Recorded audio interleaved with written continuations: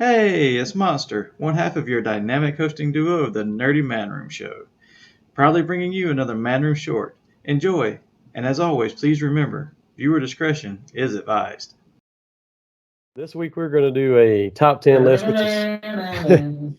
Yeah, I watched that the other night when we talked about what we were going to record this week. I turned it on to go to bed. Top 10 list. We haven't done one in a long time, but we're going to do one this week. It's top 10 most underrated X-Men characters. So, a couple of things to note first is list is in no specific order. At least mine's not. I didn't go. I did not go that number one is the most underrated or anything. I just listed out 10 of them. It's completely subjective. These lists are all just our opinions, right? And we'll share our opinions as we go through as to why people made our list. And as we've done in previous top 10s, we'll go back and forth. One of us will do our 10, and the other will do theirs, and 9, 8, whatever. But for anybody who's watching, if you agree or disagree with any of the ones we put on here, or you just want to share your list, please do that in the comments. We'd love to hear your input because this is always a fun topic of who you think is this or that. And we wanted to make it interesting. We almost started out with top 10 X-Men. And we were like, yeah, that's probably too easy. So let's do most underrated. And before we get into that, let's talk about what we consider underrated as far as why we chose or what underrated means for us. So Hassel, how about you? What was running through your mind when you said most underrated? Mine was two things basically: underutilized characters and characters that they used properly for a storyline or two, and then just tossed them aside. I mean, which is almost the same as underutilized, but it was just so many great characters that have been passed to the X-Men universe throughout the years, and yeah, build them up and introduce them in a great way, and then it's like they don't know what to do with them, and they keep going back to the same ones. I mean, you're going to have your Wolverine and Cyclops and Jean Grey and Magneto and Xavier. Beyond that, you kind of start muddling lines a little bit with a lot of it. Yeah, same for me. I mean, it's about the potential of the character, right? Have we seen the character fleshed out? Do we have a full? Yeah, are their powers underutilized, underemployed? Have they made any character development or growth for the character? And every one of these is going to have points in time where they have had some of that. But what I'm looking for is on a consistent basis, did we do that? Staying power. Yeah. Did we bring them up and make them powerful, then drop them off the face of the earth, or did we bring them up and use them in a story? And when I say consistently, let's be honest, every character is not going to have a consistently good story. There's stories where Wolverine's completely useless in the story, even no matter how popular he is.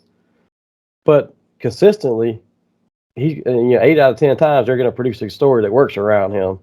These to me are characters that are like, okay, they're extremely powerful, and we don't do that, or we didn't do anything to develop the character, or we read one or two stories about them and then we went in a different direction. And that's what I was looking for when I said underrated character. So I think we're on the same wavelength. It's just, hey, we wanted to explain this to everybody who's listening. Say, okay, if you want to share your list or you want to jump on any of ours or disagree with any of ours, feel free to tell us why, because it's a great conversation point. Come on here and tell us to fuck off.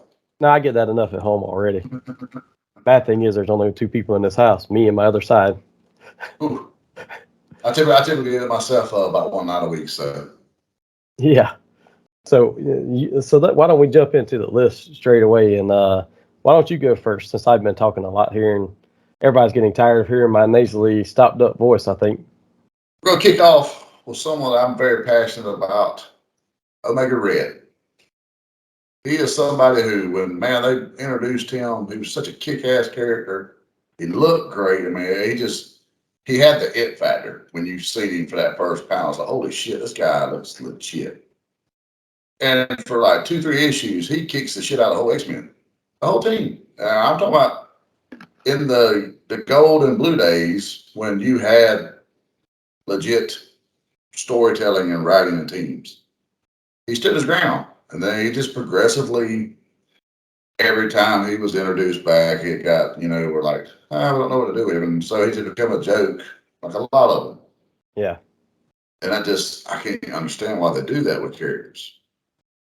The only story I have even seen with him that was even worthwhile in the last 10 years was this X Lives of Wolverine storyline that he was in. and he was time hopping through time and taking over different people's bodies, trying to kill Xavier before Xavier existed, try to kill his ancestors and stuff. And Wolverine was time hopping through his own body mentally, trying to stop Omega Red. It's like this is the first time I've seen him do anything in like 10 to 15 years. Well, didn't they resurrect him on Kakara, but they didn't cure his carbonadium Which is why he went to the past to kill Xavier for Mikhail Rasputin, Colossus's brother. Okay. Because he's working against the Krakoa and the mutants there. Well, you know so what? That was actually assholes. good. If they wouldn't cure that for him, they are kind of assholes. Yeah, and that's actually a good storyline with him. And I wasn't planning to buy it, and I ended up getting it because I read the first issue, and I was like, okay, now I need it. But if they use him properly, I don't mind you buying a trade of that. But it's not consistent, right? It's like I haven't seen anything out of him in 10 to 15 years, and then they do one good story. Yeah. Well, like what we were talking about earlier, it's just they don't consistently do it. And you watch when they write him off, you won't see nothing else again for a while. Oh, no. For me, I come out the gate swinging with one of them, and I'm going to probably get some flack back and forth because this one's had some times where he's been great and some times where they undercut him, but Iceman. I mean, that was my number 2 right there. He's an Omega level mutant. You get great stories with him in the past where he's part of the team. Then they tried to build him up in the 90s and then fell off again. They brought him back several times. And now, the only time they write him now is when they want him to be prominent because of his sexuality and stuff. And I'm like, dude, I really didn't have a problem with them making him necessarily gay because he's been around a long time and he's had a lot of girlfriends, but it never worked out. So maybe that's why. I get that. But the fact that that's the only thing that they bring up every time he's on a panel now is they focus only on that. I'm like, dude, he's such a great hero. He's been around since the 60s. Why do we have to only focus on that? If they get past that, I wouldn't even have had him on this list because some of the stuff they've had him do in the past couple of years has been really impressive as far as his powers. But again, it's just because, hey, he's the gay X-Man. Why? Yeah. I have no problem with him being gay, but why is that the only reason he's good? That's my thing right there. I mean, they started in the 90s. I mean, you got a taste of what he could be with Age of Apocalypse. Even before that, when Emma took over his body, remember? Yeah, well, I was thinking for some reason that him and Emma went on the road after Age of Apocalypse together. That was before that, and then him and Rogue went on the road as well. I think after Age of Apocalypse, him and Rogue on the road.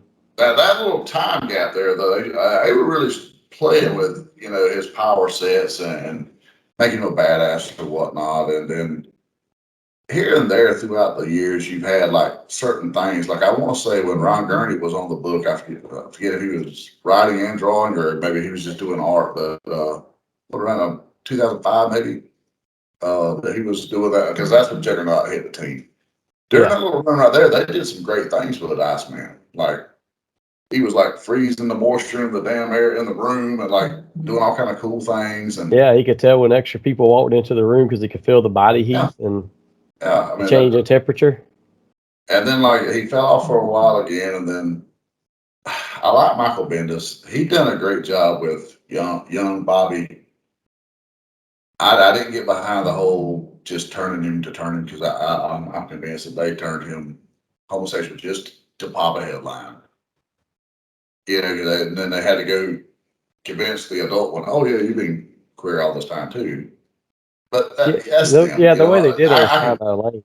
But they could have done a better job of putting it across. And I said, that don't really bother me there. I mean, honestly, other than I don't believe in changing a character to change a character.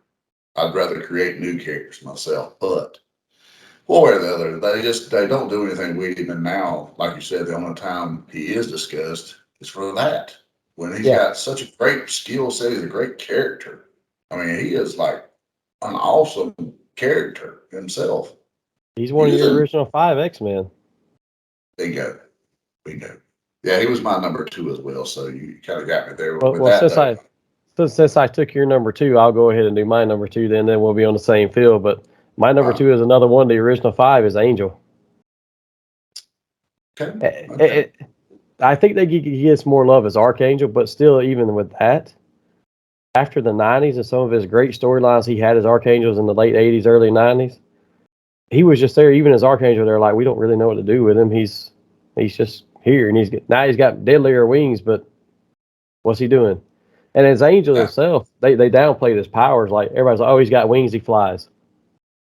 He had more than just that. He actually had an enhanced strength and stuff because his bones were hollow and his muscle structure, just like a bird, his muscle structure actually was much more dense to compensate for the hollow bones and allow him to fly and carry people. And there's scenes in different books where he's like when he's with the champions and stuff, like he's holding up buildings that are starting to collapse. I mean, he's not a Peter Parker level. Like he can only hold it for a few minutes before it Yeah. falls, unlike coming out of it like Peter does or something. But he's not a weakling by any means, and they don't use any of that stuff like his speed and his strength like that to fly up and hit you at the strength that he has.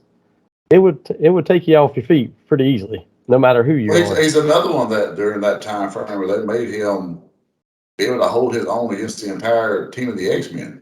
Yeah, And then he joins back up with him, so you got a hell of an ally. He was kicking all your asses, now he's with you. And then they don't, it's like it was almost like after Executioner Song, like they didn't know what to do with him. yes, exactly. That seemed to be where he kind of trailed off for a while there. And then he kind of hit a resurgence again, when X-Force took off. It was around 2010 or so. Yeah, It kind of took back off again, and then now it's like they keep muddling the line back and forth of what they want to do with him. yeah, and that's what I'm saying. Even when he's Archangel and stuff, like, and I like the fact when he's Angel and he can then turn into Archangel when he needs to get a little bit more hardcore in the fight. But they don't even use that. It's just like, yeah, we don't really call him to go to the fights and stuff. He's off doing something else. So that was my first two, and I know your first two. So what's your number 3 then? Shadowstar. Oh, that's a good one. Yeah, dude, he was such a great character. I really liked him. He always had a very cosmetically appealing look to me. Both versions, the original and then the white and orange X-Force look. I liked it. I dug it. It was cool. He's a badass. And I mean, okay, you changed Bobby Drake to have a homosexual character. Well, shit, you kind of had one there, or he Yeah, that's was, true. bi or whatever. But He you had a great character that's established. Yeah, Why not? Why not use him? But I mean, he's such a badass too. On top of that, he can kick the shit out of people. They do nothing with him, like nothing. yeah. I don't even I can't remember. recall the last story I seen with him. He was in. He was recently in X Factor. They did like a 10-issue X Factor series, and he was in Mojo World fighting in the arena. They got him out of there, got him back to Krakoa, and that's the last I've seen of him. Well, is that the X Factor book where they had the yellow and black suits and Gambit was on the team? No, that's the one with Some corporation or something was like backing them or something. no. This is from House of X, X Factor, and Okay. they're the investigative team on Krakoa. So like one of the things that's brought up is, hey, that all these mutants die and we resurrect them, but sometimes they die and we really don't know how. We don't have anybody investigating these missing people or the ones that just disappeared or whatever. And that's what they were. And they had North Star, Aurora, Polaris, Boy, and Prodigy, which are some of the younger X-Men. And then I think Rachel Gray was with them some here and there too. So it wasn't a bad book, but it was very short-lived. Like they canceled it right away. It just 10 issues is all you got out of it. Yeah, he was my number 3. Number 3 for me, I'm still in the old school. I'm at Havoc at this point. I'm just kind of going through the timeline. Stole my number 6. All right, so we'll share this one. So Havoc is to me, he's just as powerful. He's probably even more powerful than Cyclops, really, because his power can radiate outward further. But they underplay him. They cannot decide if he's a leader or not a leader. They can't decide if he's psychotic and crazy or normal, especially now. Like ever since the inversion and Axis or whatever that is, they cannot decide if he's a good guy or a bad guy. And he freaks out several times in the current Hellions book he's been in and stuff, which is canceled now too. But thankfully, it's like he was such a great character. He's the Summer Brothers in the shadow, and you could have played that. So they did that so great in the '90s X Factor. Like he's trying his best to be what Scott is, but he's just not quite the same. He's learning how to live without. Of being under the legendary Scott Summers, Yeah, he's trying to become his own person in that, and then they just stop doing anything with him. They bring him back every now and then. They can't decide what his character's like now. Before X Factor run, when he was on the X-Men and they were in the Outback and stuff, he was even more than Wolverine, he was the hothead of the team. He was not the leader he was developing to be. He was, I get angry all the time, so I just unleash my power. And that was good for him to be, Wolverine was kind of mentoring him to calm down, which is kind of crazy in the sound. But then he becomes this leader character, trying to get out of Scott's shadow and be his own person, and then he falls off the face of the earth. Well, I was one of the people that was excited to see him going to join the Avengers Unity Squad. I wasn't a big fan of the way they done that title to begin with, but I was like, you know what, this could be good for him. I'm a fan of the character, so I was like, okay, cool, this looks to be something. And Henley got to lead the team. He led the Avengers. Well, in name only, he was supposed to be leader, but Captain America undercut him every time he gave an order. Yeah, he did kind of cop block him a few times. Which was another thing of how they downplayed his characters. Like, Cap normally would not do that, and Havoc's not a terrible leader. Now, would I put him on the level of Cap or Scott or anybody else? Probably not. But at the same time, you told him you want him to lead the team, let him do it. Yeah, so I was kind of excited. Then they done Axis where he went evil. And I guess, they done the thing with Kang where they lost their children because of Kang, and he's half crazy for a little while, and then it gets real muddly after that. Well, he was never cured from the Axis inversion. There was a few characters who were not present or were like protected from the psychic wave that went out that changed them back. He was one, Sabretooth, because he became an X-Man for a while. But like Havoc finally got fixed by Emma Frost and one of the much later runs of X-Men right before they started House of X stuff. Now in House of X, it's like he can't keep it straight and keep it under control. There's like little cracks in whatever she built in his mind. I'm like, dude, you live on an island with Jean Grey, Emma Frost, Professor Xavier. You can't get your mind right? Yeah, come on, man. Let's get it together, baby. Let's get it together. With those people there, and then you got like you even got reality warpers there, like Legion's there. I mean, if you can't get Legion to help you with multiple personalities, come on. I mean, that's the master of multiple personalities. If you can't get help on that island right now to fix your mind, you got far worse problems you need to worry about. My right, fool. Yeah, I hate that because he's such a great character. They can do a great deal with him. Yeah. So that gives us, since we both had Havoc and Heistman, that puts us both at 4 each, right? At this point. Yes. So for 5, so you go ahead first with your number 5 because I think we'll still be on the same pace. Sorry. I got Forge. I had him as well. He's a character that I've always thought was really, really cool. I mean, a Technopath. Come on, you can do so much with him, and he's another one that they play off that BS crazy card.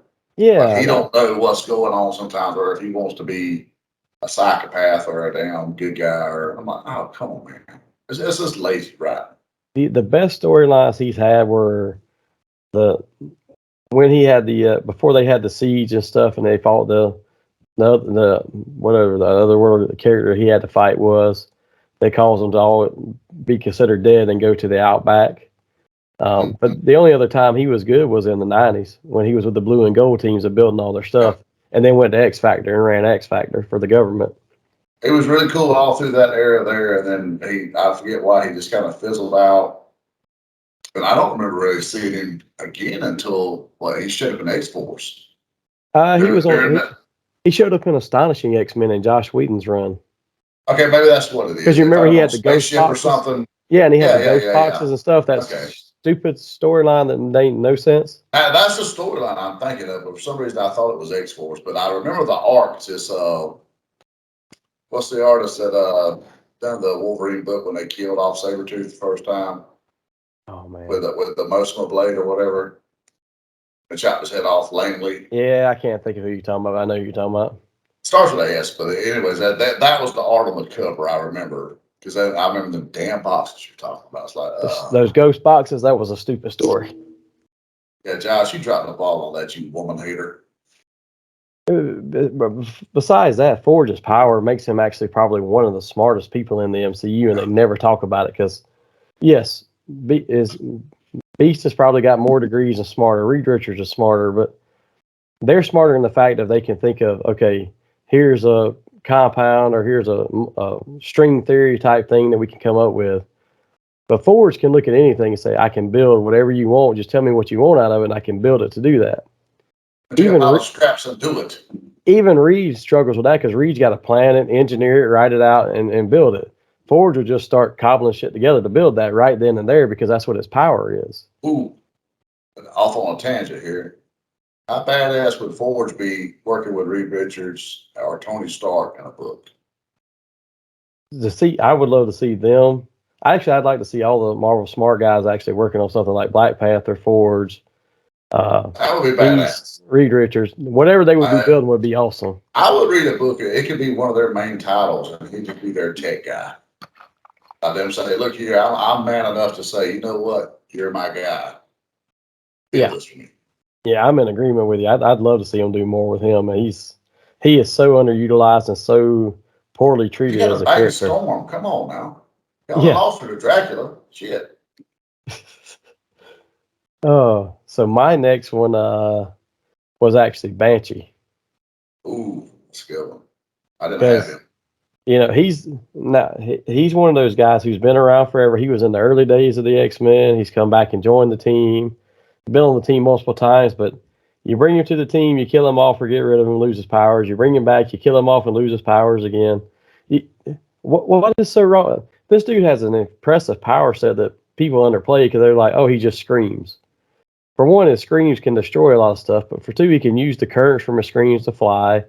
He can actually create hypnotic suggestions with his voice and stuff and make you basically mind control you with the subliminal messages from his voice. I'm like, dude, y'all never use any of this stuff.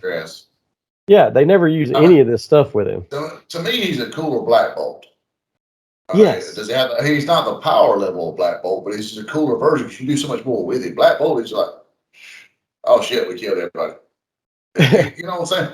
With Banshee, you got something there. You can play. You can do some stuff. I mean, come on, man. And not only that, but he's not just as an X-Man, but he's been trained as an Interpol agent. He's a police officer. Yep. You can use him for so many things to create a task force with the X-Men characters and be like, hey, here we're going to be a global police force working with Interpol, but we're X-Men people, and you could build relations and bridges there with him, but they constantly want to kill him off or cut his powers off and get rid of him because they don't know how to write him. And that's the thing, and I think that's a problem with them Marvel right now, or not. Yeah. I don't even say Marvel, comics in general. You have some lazy writers that just don't know what to do.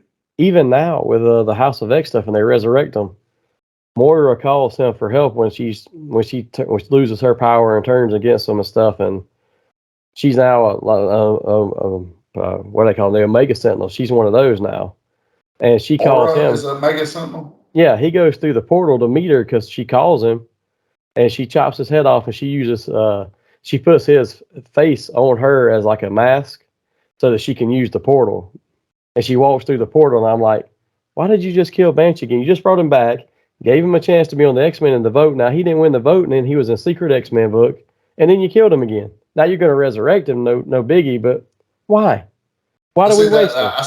That is why I cannot read X-Men right now, because it's bullshit storyline where every time they're just killing people just to kill it, and it has no shock value at all anymore. It's like, he'll be back 3 pounds later. Their lives have no value at this point. Yeah, and at which point do you lose the true them? I mean, come on, at some point you got to be losing something. I mean, look at poor Ben Riley. The Jackal did him this way, and he went crazy. So. Yeah,